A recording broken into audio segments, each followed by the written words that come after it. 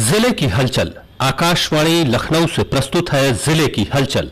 आज सुनिए बिजनौर और श्रावस्ती जिलों की हलचल। पहले सुनते हैं बिजनौर जिले की हलचल। आलेख और स्वर है अतुल गर्ग का।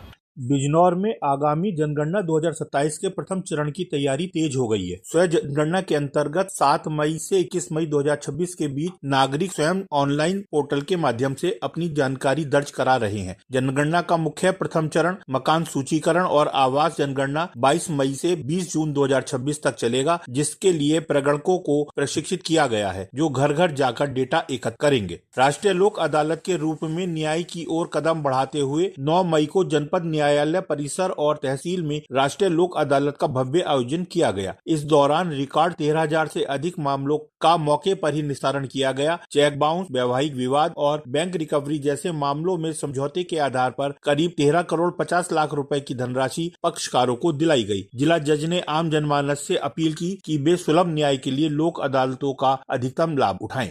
कि लिटिगेंट्स के सुविधा के लिए ऐसे मामले जो कि सुलह समझौते के आधार पर निस्तारित हो सकते हैं, उन लोगों को हम लोगों ने नोटिस दिया है कि वादकारी अधिक से अधिक संख्या में आए, इस लोक अदालत का फायदा उठाएं और अपने वाद निस्तारित कराएं। पिछली बार की लोक अदालत, उस लोक अदालत में जनपद बिजनौर में लगभग 14,000 के आसपास वाद निस्तारित हुए थे एक दिन में। तो इस बार भी हम ये आशा करते हैं कि उसको क्रॉस करेंगे। महिला सशक्तिकरण की दिशा में मिशन शक्ति 5.0 के तहत जनपद की होनहार छात्रा को सांकेतिक रूप से एक दिन का जिलाधिकारी बनाया गया। इस दौरान सांकेतिक डीएम के तौर पर छात्रा ने कलेक्ट्रेट में बैठकर फरियादियों की समस्याएं सुनी और संबंधित अधिकारियों को तुरंत निस्तारण के निर्देश दिए। इस पहल का उद्देश्य बालिकाओं में प्रशासनिक नेतृत्व की भावना और आत्मविश्वास जागृत करना है। बिजनौर से ताल्लुक रखने वाली पूर्व राज्य मंत्री ओमवती देवी का निधन हो गया। वह नगीना विधानसभा से 4 बार विधायक और 1998 में बिजनौर से सांसद रही। 9 मई को हुए उनके निधन से जिले के राजनीतिक और सामाजिक क्षेत्र में शोक की लहर दौड़ गई। नगीना सांसद चंद्रशेखर और विधायक मनोज पारा सहित विभिन्न दलों के नेताओं ने उनके आवास पर पहुंचकर उन्हें भावभीनी श्रद्धांजलि दी। जिला अस्पताल में स्वास्थ्य सेवाओं को और अधिक सुलभ और आधुनिक बनाने के उद्देश्य से मिनिमली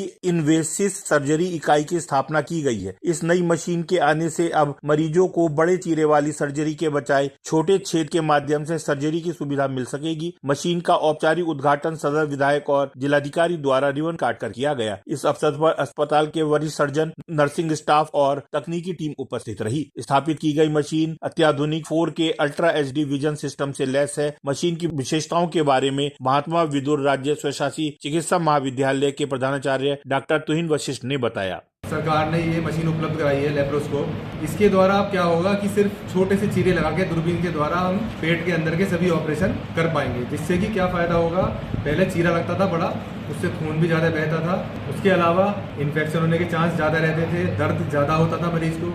अब क्या होगा कि छोटा सा चीरा लगेगा, अगले दिन छुट्टी होगी, खून भी कम बहेगा और इन्फेक्शन के चांस भी कम हो जाएंगे।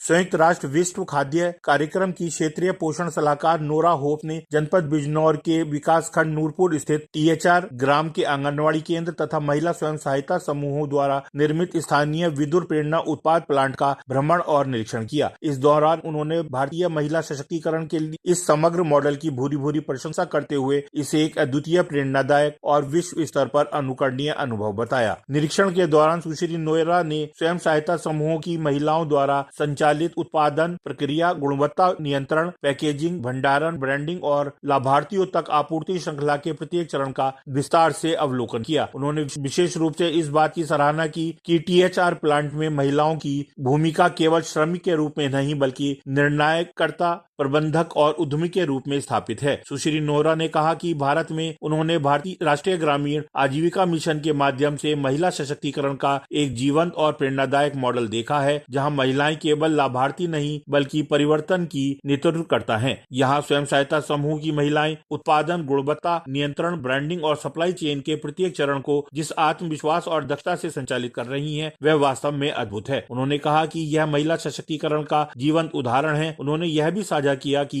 पिछले वर्ष रोम में आयोजित एक अंतर्राष्ट्रीय बैठक के दौरान उत्तर प्रदेश के तत्कालीन मुख्य सचिव द्वारा THR प्लांट की कार्यप्रणाली पर एक प्रस्तुति दी गई थी, जिसमें स्वयं सहायता समूह की महिलाओं को पूरे प्लांट का संचालन करते हुए दिखाया गया था।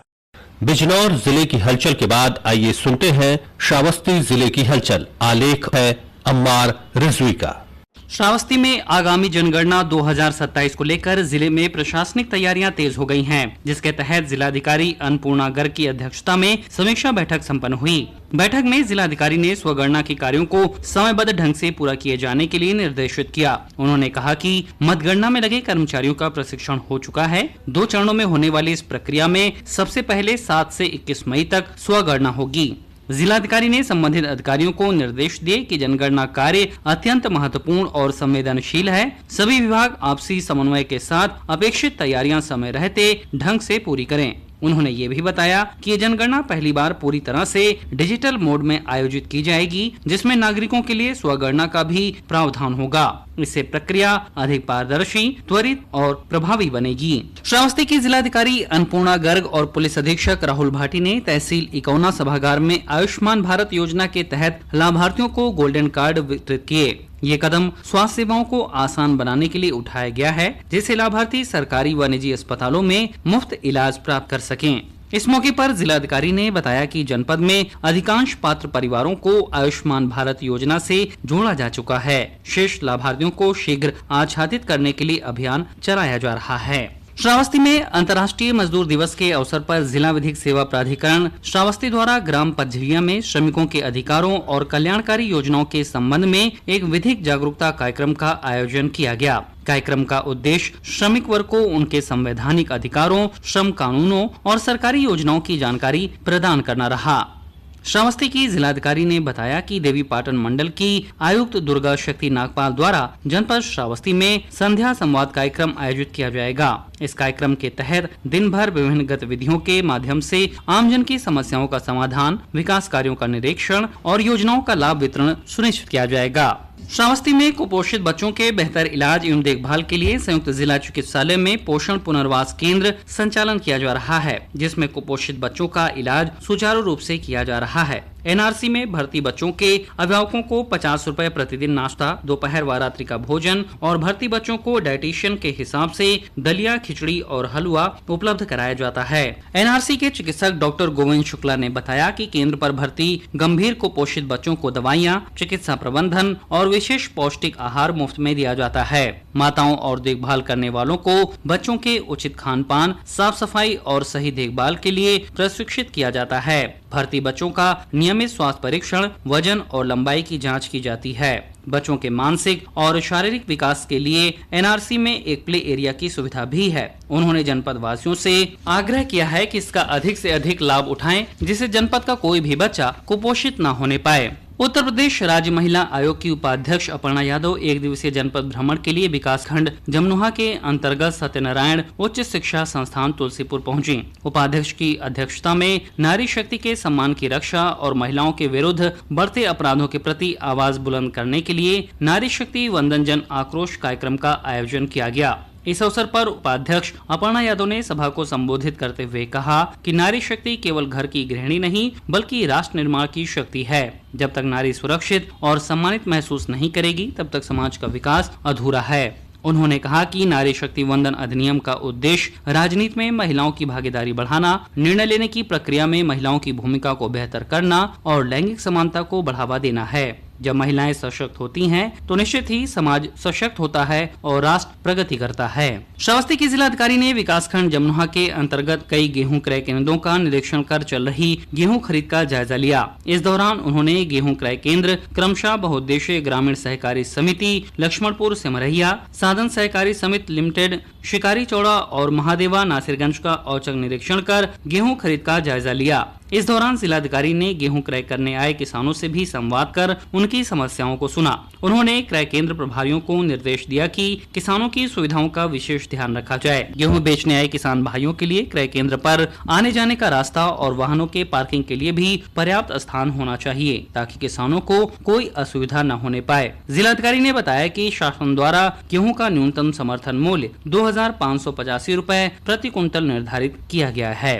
यह था आकाशवाणी लखनऊ के क्षेत्रीय समाचार एकांश द्वारा प्रस्तुत जिले की हलचल का आज का अंक।